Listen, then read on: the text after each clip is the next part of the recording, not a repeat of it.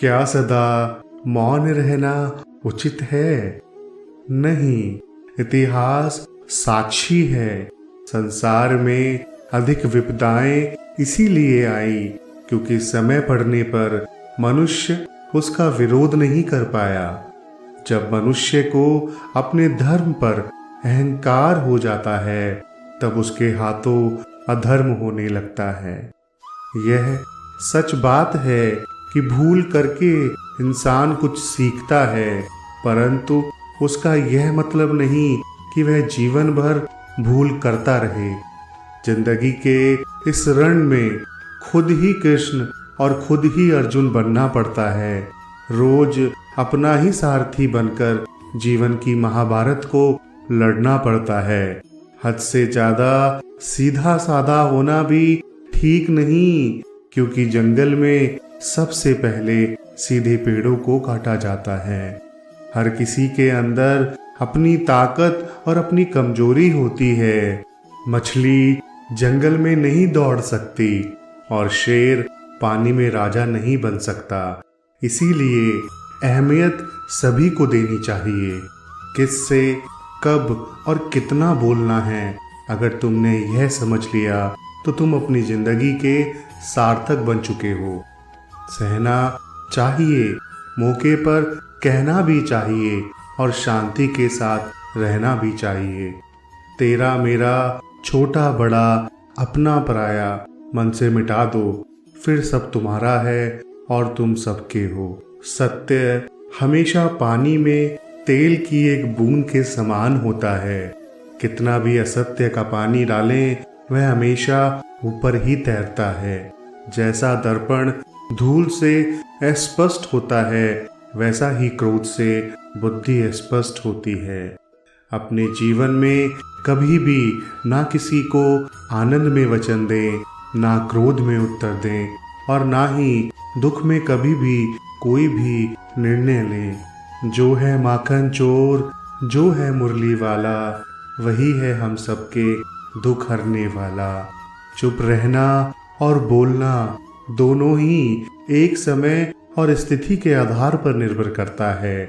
यहाँ हम वह समय और परिस्थिति देखेंगे जब समझदार इंसान को चुप रहना चाहिए, जब बातचीत से न केवल कोई लाभ होगा बल्कि इससे विवाद या तकरार भी हो सकती है, तब चुप रहना एक अच्छा और बेहतर विकल्प हो सकता है।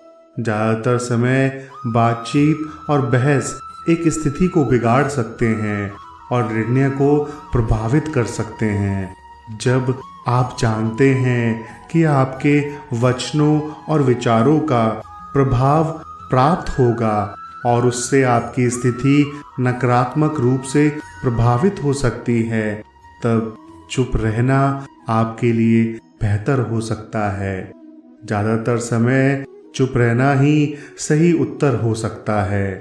जब आप अपनी उपस्थिति और शांति के लिए बहुत महत्वपूर्ण महसूस करते हैं और एक स्थिति में बोलने से आपके आप को बहुत कुछ खोने का खतरा हो सकता है, तब चुप रहना आपकी अच्छाई के लिए उचित हो सकता है।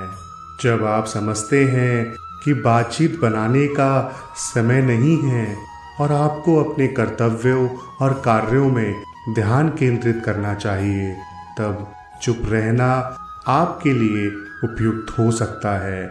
समय के साथ लोग समझेंगे और आपके कार्यों की महत्वता को समझेंगे। समझदार इंसान को चुप रहने का समय तब आता है जब उसे अपने बोलने से अधिक सुनने और समझने की आवश्यकता होती है।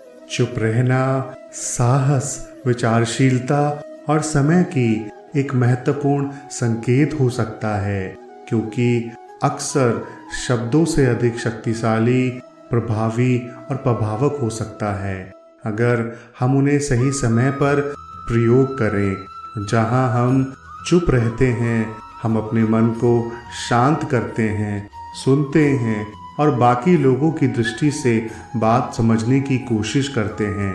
इससे हम गहराई से समझ सकते हैं और अधिक सही निर्णय ले सकते हैं।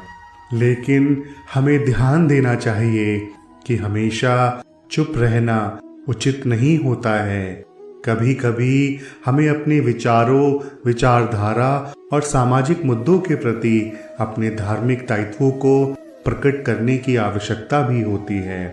चुप रहने की स्थिति में भी हमें अपने अस्तित्व को स्थापित करना और सत्य की रक्षा करना जरूरी होता है।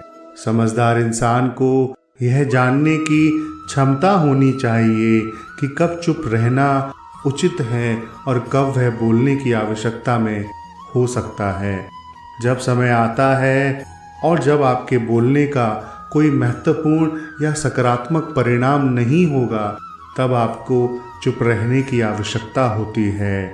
चुप रहना समय और परिस्थितियों का आदर्श प्रशंसा हो सकता है।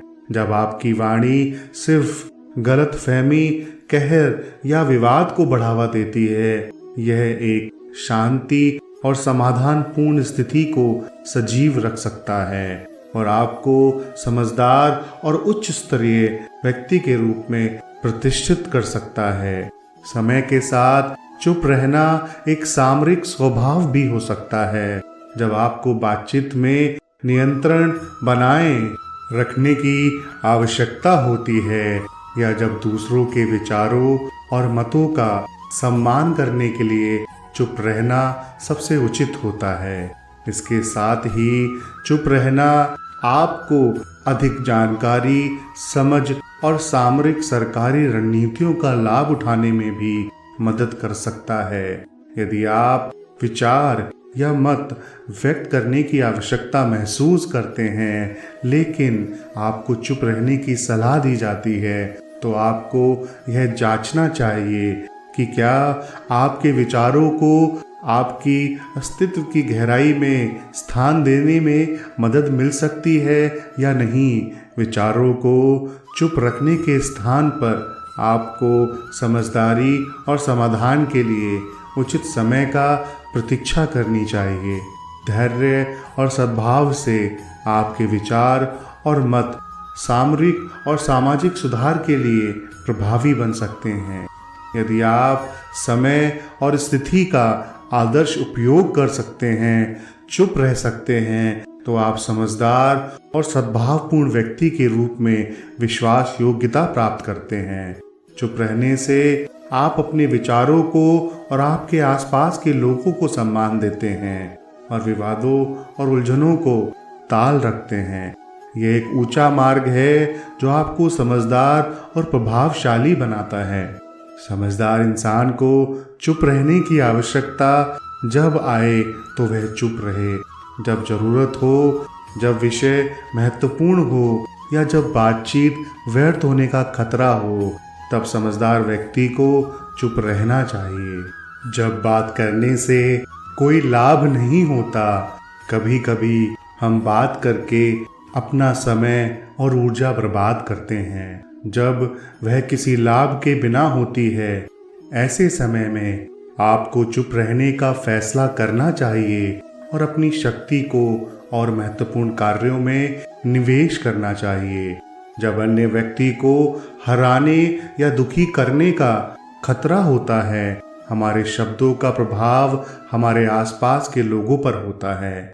अगर हमारे शब्द किसी को दुख पहुंचा सकते हैं, उन्हें हरा सकते हैं, उनका मन दुखा सकते हैं, तो हमें चुप रहना चाहिए। हमें अन्य लोगों का आदर्श मानकर उनकी भावनाओं का ध्यान रखना चाहिए।